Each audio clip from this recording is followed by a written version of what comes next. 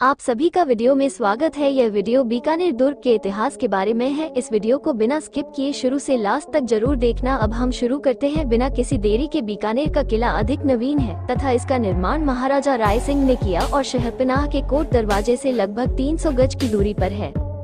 इसकी परिधि 1078 गज है। भीतर प्रवेश करने के लिए 2 प्रधान द्वार हैं, जिनके बाद फिर 3 या 4 दरवाजे हैं। कोट में स्थान स्थान पर प्रायः 40 फुट ऊंची बुर्जें हैं और चारों ओर खाई बनी हुई है, जो ऊपर 30 फुट चौड़ी होकर नीचे तंग होती गई है। इस खाई की गहराई 20 से 50 फुट तक है। प्रसिद्ध है कि इस किले पर कई बार आक्रमण हुए पर शत्रु बलपूर्वक इस पर कभी अधिकार न कर पाए। किले का प्रवेश द्वार कर्णपोल है।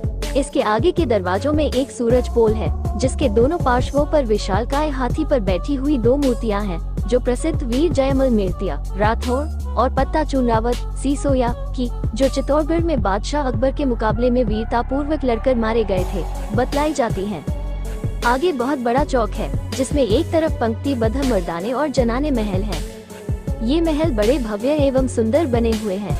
इन महलों के भीतर कई जगह कांच की पच्चीकारी और सुनहरी कलम आदि का बहुत सुंदर काम है, जो भारतीय कला का उत्तम नमूना है। इन राजमहलों की दीवारों पर रंगीन पलस्तर किया हुआ है, जिससे उनका सौंदर्य बढ़ गया है। राजमहलों के निर्माण में बहुधा अब तक के प्रायः सभी महाराजाओं का हाथ रहा है।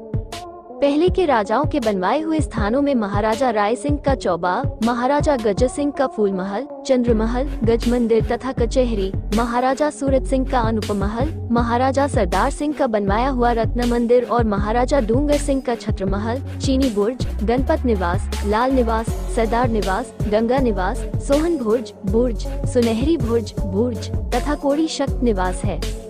बाद के राजाओं ने भी समय समय पर नवीन भवन बनवाकर उनकी शोभा बढ़ा दी है। इन महलों में दलेल निवास और गंगा निवास नामक विशाल कक्ष मुख्य है। गंगा निवास में लाल रंग के खुदाई के काम हुए पत्थर लगे हैं। छत की लकड़ी पर भी खुदाई का काम है। इसका फर्श संगमरमर का बना है।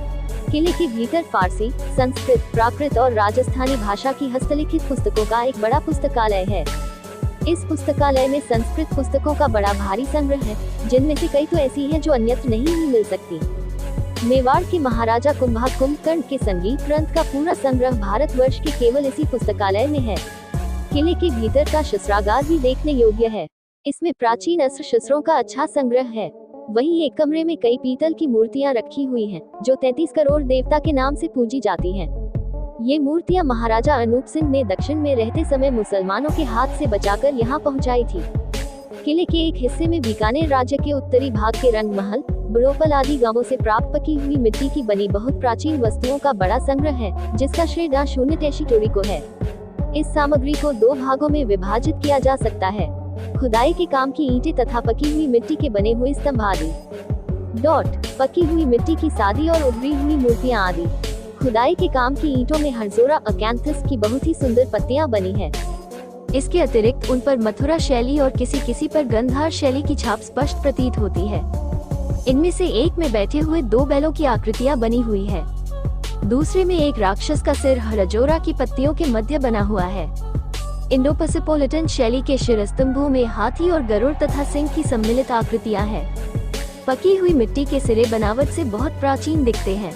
इनमें तथा अन्य आकृतियों में मथुरा शैली का अनुकरण मिलता है। इनमें कुछ वैष्णव मूर्तियों का भी संग्रह मिलता है। महिषासुरमर्दिनी की 4 भुज वाली मूर्ति के अतिरिक्त विष्णु के वामनावतार और रुद्र की अजैकपात की मूर्तियां उल्लेखनीय हैं। उभरी हुई खुदाई के काम की मूर्तियों में कृष्ण की गोवर्धन लीला, नागलीला और राधा कृष्ण की मूर्तियां भी महत्वपूर्ण है। ये मूर्तियां अब वहीं पर निर्मित एक संग्रहालय में सुरक्षित है। किले के भीतर एक घंटा घर, 2 बगीचे और 4 कुएं हैं, जो प्रायः 360 फुट गहरे हैं। इनमें एक का जल बीकानेर में सर्वोत्कृष्ट माना जाता है। किले के कर्णपोल के सामने सूरसागर के निकट विशाल और मनोहर गंगा निवास पब्लिक उद्यान है। इस उद्यान का उद्घाटन तत्कालीन वायसराय लॉर्ड हॉकिंस के हाथ से 1915 के नवंबर माह में हुआ। इसके प्रधान प्रवेश द्वार का नाम क्वीन एम्प्रेस मेरी गेट है। किले के सामने के एक किनारे पर महाराजा डूंगर सिंह की संगमरमर की मूर्ति लगी है, जिसके ऊपर संगमरमर का शिखर बना हुआ है।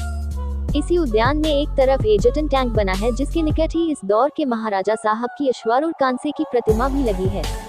हमारा वीडियो को वॉच करने के लिए बहुत बहुत धन्यवाद। अब हम मिलते हैं दूसरे ऐसे ही एक और मजेदार वीडियो में, और आपने चैनल को सब्सक्राइब नहीं किया तो जल्दी से सब्सक्राइब कर दो, और लाइक नहीं किया हो तो लाइक कर ले। धन्यवाद।